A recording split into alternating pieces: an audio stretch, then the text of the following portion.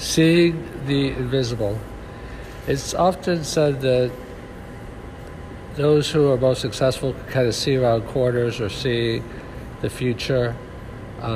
There's, to my mind, two key elements to being able to see the invisible or see the future. And obviously, there's also that famous expression that the easiest way to see the future is to create it. I'm not talking about that per se. I'm talking more in terms of like having insight into what's coming. The first way to see the future is to see the invisible, is to step outside of your own mind. What happens is our minds have certain thoughts and ideas and beliefs, but there's a lot that we're not aware of in our own thinking, and sometimes we rely too much on our own beliefs. So one way that I step out of my own mind is actually going out and observing in the world. Sometimes I think I have a good understanding of a topic. I mean, some people will call this market research, but it's basically testing out your assumptions, because a lot of times there's a lot of things in the world that you're not aware of. There's a famous book, I'm forgetting the title right now, but it says that people that explore more options are more successful because you get more information.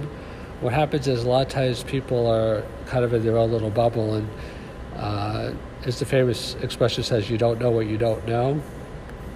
So the first way to see the invisible is just to expand your base, to be targeted at what you look at, but also open-minded at the same time. Put yourself in situations or with people or in places that make you aware of things that you are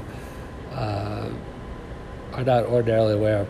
The second way to see the invisible is kind of through mental modeling, to kind of like go to first principles like Elon Musk does. Discipline yourself in your own thinking, like question everything that you believe about a topic, even write it down on paper. I believe this, I believe this, I believe this, I believe this. And then question, why do I believe this? How do I know that it's true? What could be an alternative? See, they find that sometimes the people that are most creative are the ones that are newest to an industry, because they don't have the built-in preconceived notions of how things should be, and they can look at it on a blank slate. Sometimes if you go into a field where you don't know anything, you're not smart enough to know why things can't be done. They say that's why the youth have more enthusiasm, because they haven't had the setbacks that other people have to know that things are impossible. You have to have some sense of what exists. They say the greatest creativity comes from those that understand their field but are not beholden to it. Sometimes if you have too much invested in something, too much experience in a field, that can hold you back from, it's kind of like titans of industry that have had a lot of success. They get supplanted by companies that are newer and have new ways of doing things, because they are not invested in the legacy systems that the successful companies are. So just to kind of recap, the two ways to see the invisible: one is to get outside your bubble, get outside your mind, learn new things, meet new people. And the second way is to question all of your assumptions, develop the tools to be very disciplined in your thinking so that you can create things in a more rigorous way.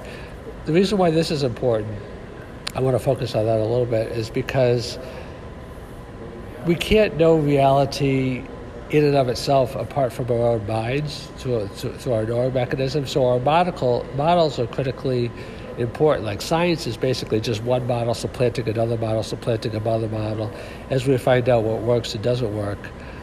So in order to do that, you have to be okay with not knowing everything, and you also have to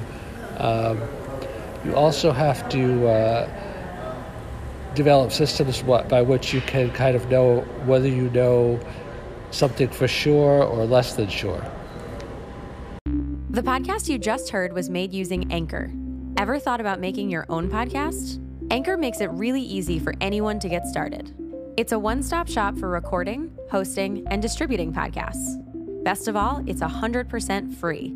Sign up now at anchor.fm/new. That's anchor.fm/new to get started.